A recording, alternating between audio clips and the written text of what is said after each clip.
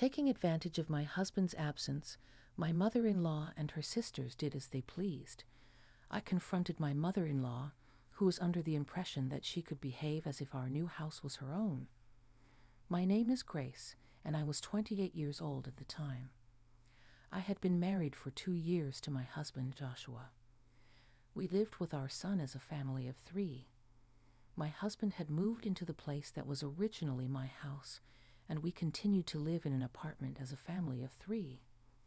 We talked about buying a newly built house, but my husband was hardly ever home, and we couldn't have a proper conversation. My husband had a job that required him to travel frequently, even when we were dating. So even as newlyweds, we didn't spend much time together, and our lifestyle hasn't changed much from when we were single. I work remotely from home and take care of our child, but it's very easy not to worry about my husband's meals, and having time to myself is also a happy life. I'd like to go on a trip with the 3 of us when my husband's work settles down, but even if I say so, I'm busy with my child. So I think this lifestyle is not bad for 1 to 2 years. Just as I was thinking about such a carefree thing, someone visited my house. The intercom rang, and I heard a knock on the door and a voice calling me. That voice belonged to my mother-in-law. She came into the house without hesitation, and moreover, she brought 5 of her sisters with her. They were my husband's aunts. "Grace, are you still dressed like that in your pajamas?" "It's already noon," she said. "I don't have any plans to go anywhere today because I'm busy with work, and it was a sudden visit." I was wearing a long-sleeved sweatshirt and black pants, just a casual outfit that I could wear to a convenience store or when a delivery person came. When I answered that way, my mother-in-law gave me a cold look and continued talking. "It's embarrassing that my daughter-in-law is dressed like that. That's why Joshua doesn't come home. Dress more like a woman. Joshua is at work. Besides, it doesn't matter if it's not feminine these days." My mother-in-law and my husband, Joshua, don't communicate much. The reason is that my mother-in-law is very intrusive. Joshua, who hates trouble, seems to ignore the persistent emails and phone calls from his mother, and I get the backlash. Joshua will be back in about 2 months, you know, right? I'll be careful. Why do I have to worry about my appearance when I'm at home? That's what I thought, but I didn't want to bother arguing with my mother-in-law, so I just nodded along. "Oh, and you guys are thinking of building a new house, right? I know the president of a construction company. I'll introduce him to you, so call him here. He'll give you a good deal." "Thank you very much." The note I received from my mother-in-law had the phone number of the construction company. When I contacted my husband, he said he would leave everything to me. The house we were going to live in was already in the finishing stage, and thanks to the construction company, we were able to choose the design of the exterior and interior. I consulted with my husband a little bit, but I proceeded almost 90% as I liked. I was excited about the new house of my dreams, but my husband didn't seem to be that enthusiastic. Even when I sent in photos of the progress of the construction, he only said one word: "Got it." That was it. But I was still happy until the house was finished, because I could have the new house I've longed for. I was looking forward to the completion of the house, but one day, as I was reading the mail that arrived at my house, the intercom rang. It must be my mother-in-law and her sisters, I thought, and hesitated to go to the front door. Then I heard the sound of the door opening, some footsteps, and conversations. I was surprised. I had left the key open. I was careless. My mother-in-law and her sisters come to visit every week without notice. "Hey, why haven't you come out?" "Oh, I'm sorry. I was in the bathroom and didn't notice." I wondered why I had to apologize as I said that. The 5 sisters of my mother-in-law said, "The house is almost finished, isn't it? Let's celebrate." That sounds nice. I want to eat chicken dishes. I'm in the mood for beef stew. Make it for me. And they did whatever they wanted. Why do I have to cook for the couple's new house celebration when I'm the one involved? If I told them clearly that I didn't like it, my mother-in-law and her sisters would just yell at me that it was my duty as a wife. Even if I consulted with my husband about my mother-in-law and her sisters doing whatever they wanted, they're family, so just deal with them, he didn't seem to want to help me at all. My mother-in-law and her sisters opened my refrigerator without permission and rummaged through it. At that time, I heard a loud noise and went to the kitchen. It seemed that they had broken the mug I cherished. Oh no, what a mess. It's okay. Don't worry about it. What? Don't you care? There's a stain on my bag. It's dangerous to leave such fragile cups around. You should clean up quickly. I was furious that they had used and broken my precious things without permission, but I had no choice but to deal with the broken mug. The sisters, and of course my mother-in-law, didn't pay any attention to me and started eating the snacks in the refrigerator and watching TV. A week after the sisters' selfish celebration party, the long-awaited house was completed. Even without me telling them, the sisters, who knew the location of the house as expected, came to visit the house a week after it was completed. Oh, what a bland house. It's been a week, and it's not titty at all. And what do you mean there's only a refrigerator? I'm broke because of the expenses, so I'll get everything ready by next week. What are you talking about? You can't live comfortably like this. That's right.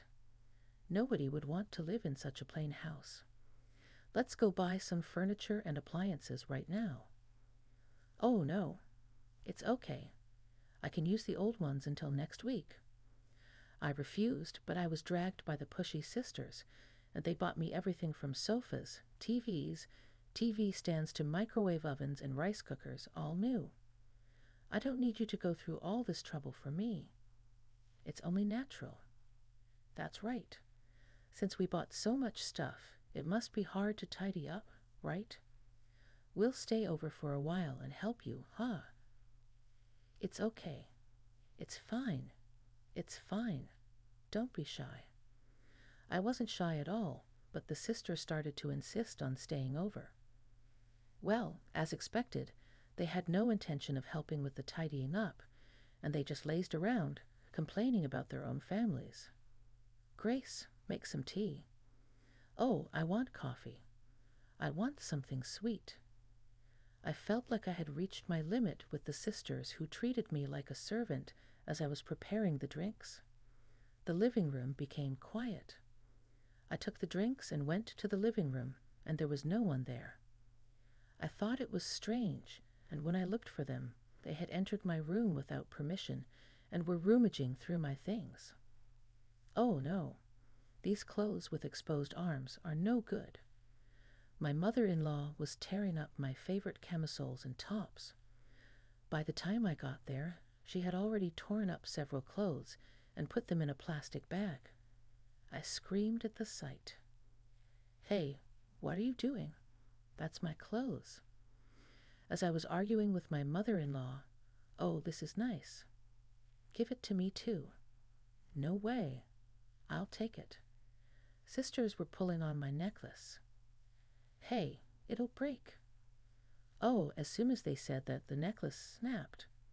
Oh no, it's because you pulled it. What have you done? You don't need to get so angry, do you? You can just buy another one. The necklace that the two sisters broke was a high-end brand.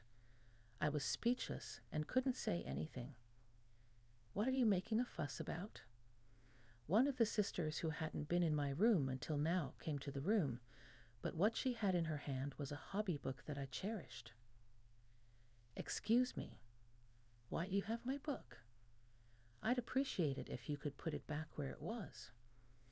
I was bored and wondered if there was anything interesting.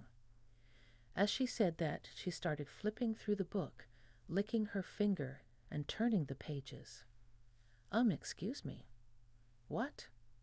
It was dirty, of course, but I was worried about something else. Oh, it tore.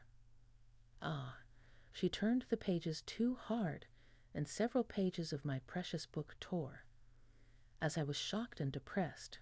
Why are you? Are you making such a gloomy face?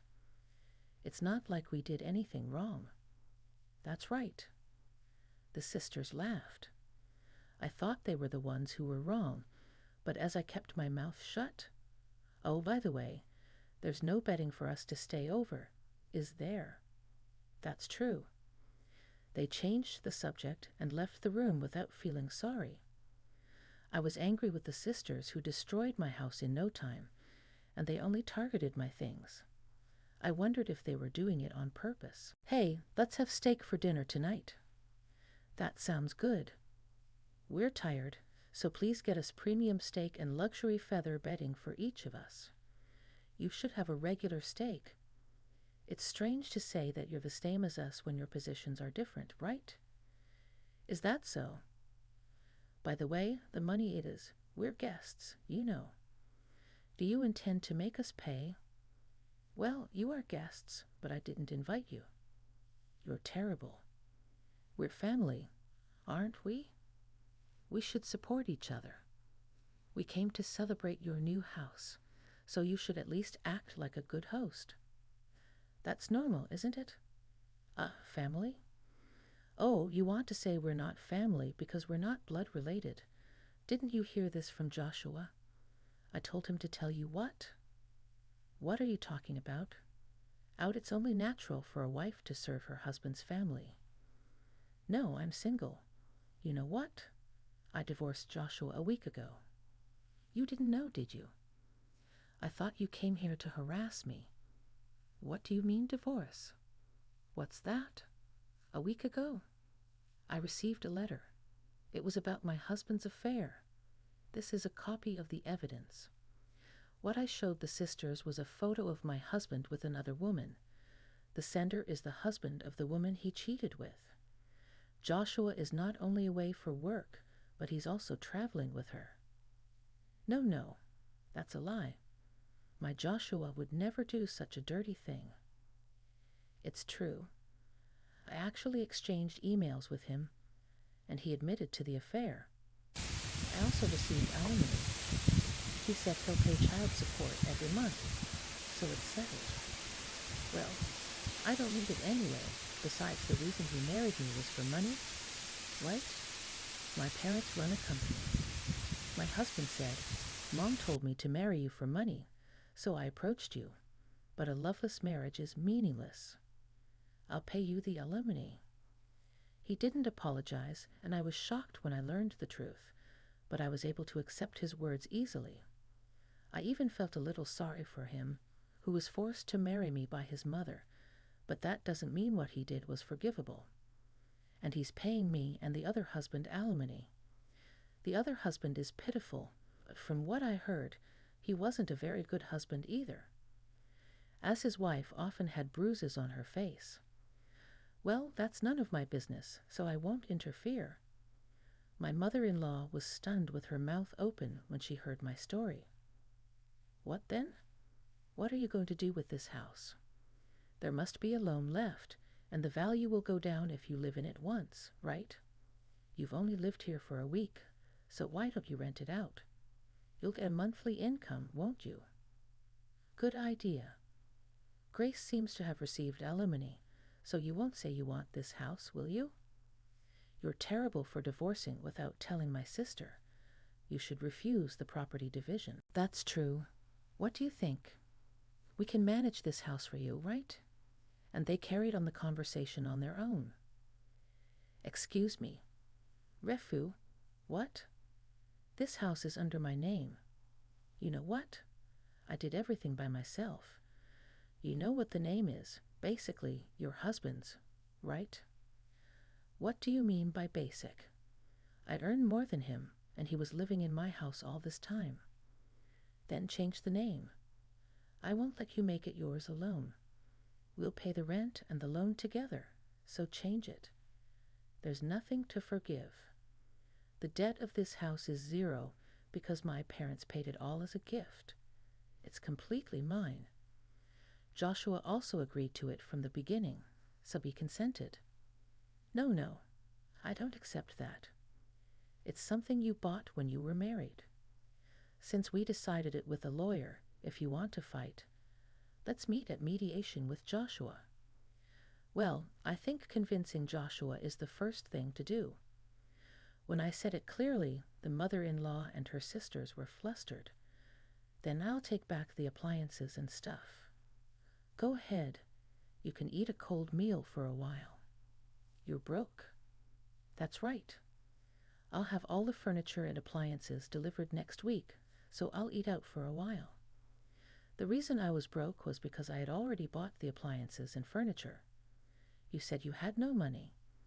I was broke because I bought furniture and stuff. I refused to use the old ones until next week, didn't I? What a cunning you are. Planning to make it yours? Hoof. We'll take them back. The sisters tried to take the appliances, but they stopped in their tracks. Hey, how are we going to take them back?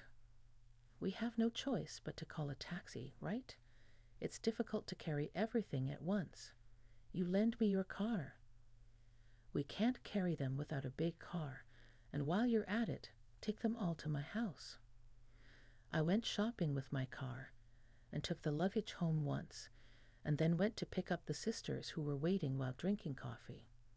So it was impossible for the sisters to take them back without my cooperation. I don't want to. Why don't you call 5 taxis and take them back yourself? Well, I don't think you can load things like TV stands into a taxi. As I refused, the sisters kept complaining. Why don't you ask the men for help? Not that I want to keep them in my house since they're not mine. What do? We don't have a big car. You know that's right. Our sons are too far away to ask for cooperation. There's nothing we can do but give up. How about asking someone else? The sisters were trying to call a contractor. What? $600 just to transport them? Don't be ridiculous. Does it cost that much? The sisters argued with the contractor on the phone and were eventually turned down. It's rare to be rejected by the contractor. The sisters were dejected and silent. Excuse me, can you leave soon? We'll leave without you telling us. Oh, and please pay for my mug, clothes, necklace, and so on. Enough? How greedy. This should be enough. That necklace costs $2,000, you know. The sisters grumbled and pulled their money, begging me to let them off with $2,000 for the necklace, since they had no more money at the very end. I'll give it to you.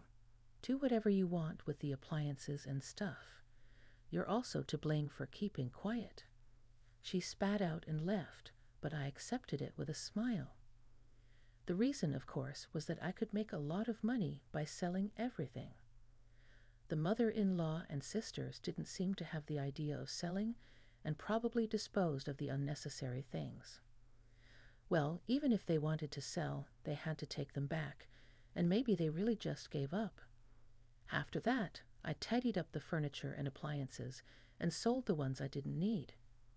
Thanks to that, I got some pocket money without doing anything, and I was lucky. Now, 4 years later, I receive child support from my ex-husband every month. I'd also got promoted at work, and my salary became a decent amount. So I told my ex-husband that he didn't have to pay child support, but he said he wanted to keep paying because he loved his child. I haven't had any trouble with my ex-mother-in-law since that day, and I live a peaceful life.